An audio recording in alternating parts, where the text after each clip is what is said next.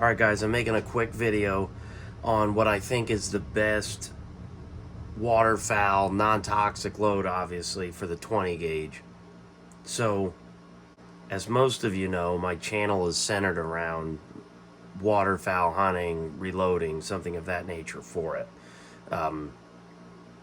But I did pick up a box of these. Yeah, that was the price when I bought them back in 2022 when I got my first 20 gauge for waterfowl. I didn't pay that. I paid 50 bucks at a gun show. Long story short, I picked these up because, I'm thinking, hey, it's just a pinch heavier than lead. Should hit like a ton of bricks. I figured I'd splurge, because I didn't know if I was going to get into hunting with the 20 gauge, let alone loading for waterfowl. Just was still a little unsure of the 20 gauge at the time. That's my own ignorance, I guess. Anyways, I picked these up, being that they're just a touch heavier. They're the original 12 density. Okay, so just a little bit more than lead. So these are probably going to run somewhere around a number 5 lead, 5.5 lead is probably what they'd be comparable to. In bismuth, I would venture to say the 3 to 4 ballpark, probably 3s. And then a steel equivalent, I would think it'd be somewhere around maybe a 1, so something of that nature. So pretty high performing. I've killed quite a few birds with these, but the hunt that I had 2 Saturdays ago was unbelievable. So I opted to take these. I don't really have a whole bunch of hand loads other than my number 3 steel that people know about, and my TSS, which my TSS load is, let's face it, it's geared toward a little bit longer range, bigger bird shooting like a Canada. So, I didn't have anything put together at the moment, so I figured I'd take these again.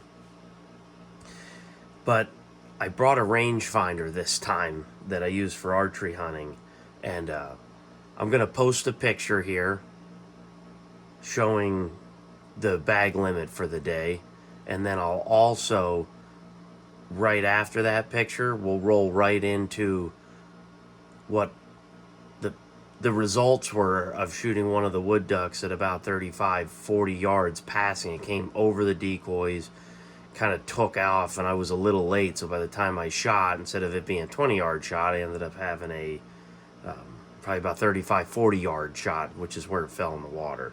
So that's what I'm going by.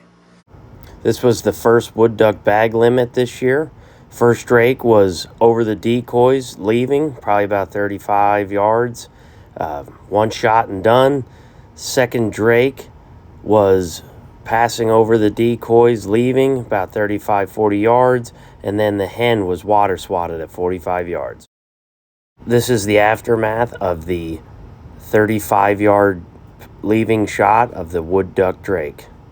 Okay, so I went over the bag limit and the results of all the feathers in the water, and that was like an absolute poof. Feathers just blew off. The wind was really cooking that day, and there were feathers pretty much everywhere. I using a mod choke out of a newer 20 gauge to me anyway, True Lock mod choke, and that was the result at 35-40 yards.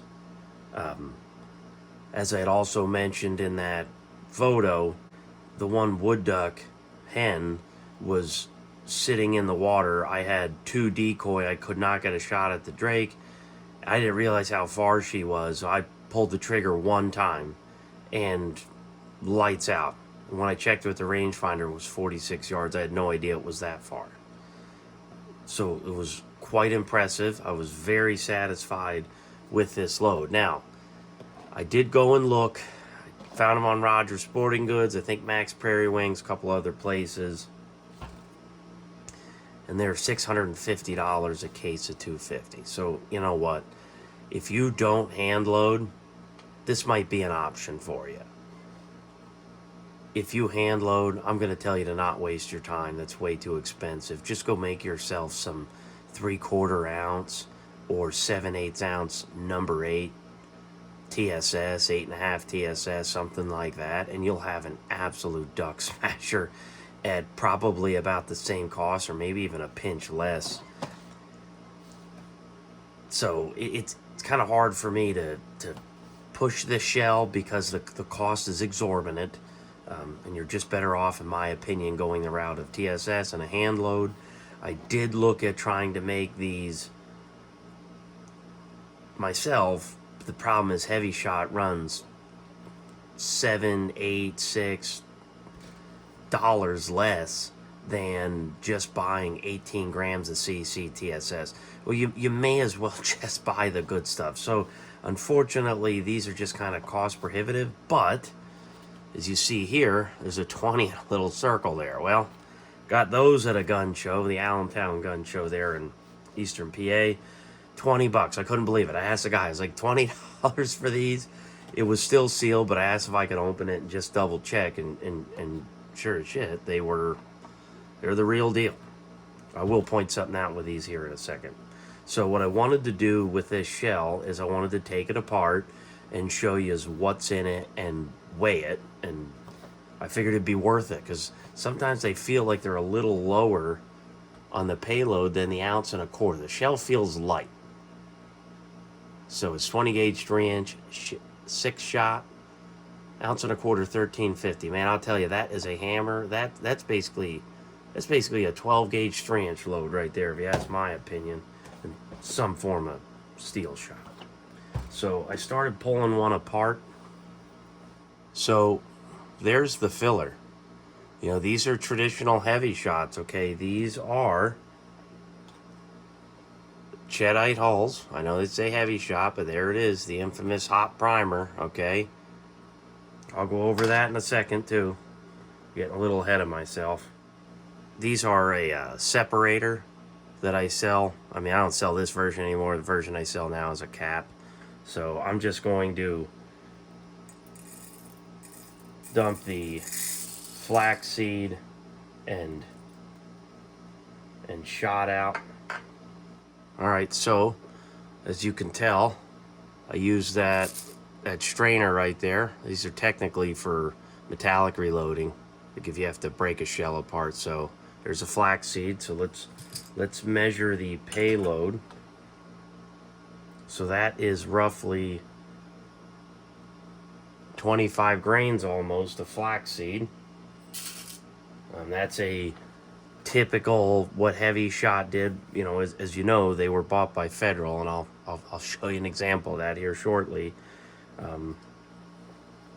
The shot is decent, but if you notice, this one has a, look at that one, looks like a snowman, right? So these, look at those two together, they look like snowmen, okay? And you can tell that these are, there's different sizes in there. Some of these got little flags on them. See that? So, you know, some are big. This one looks flat. Let me dump these out in my hand. You know, this is not the prettiest shot. It is something that is comparable, in my opinion, to almost Winchester Expert.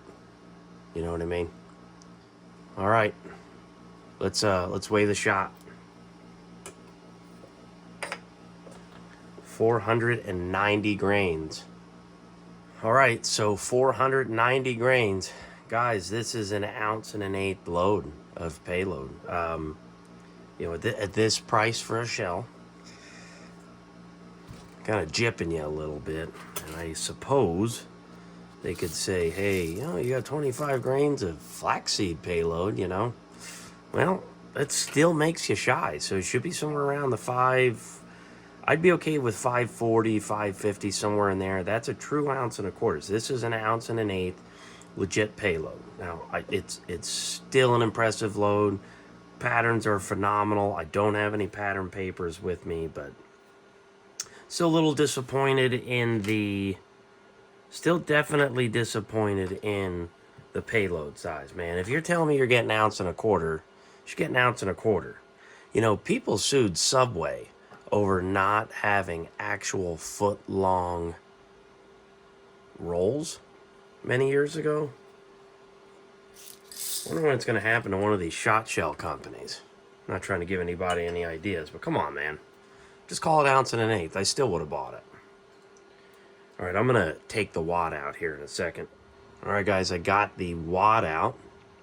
I don't know what it is. It's full length. It's got a lot of room back there in the gas seal. Obviously, that's to adjust stack height, I'm assuming. There's still a little piece of flaxseed in there, so you know what? Maybe it's a true 25 grains of flaxseed. So pretty stiff wad. It is not cut. It's about a 3/4 cut, I guess. Almost 40 grains for the wad. Don't know what the powder is, but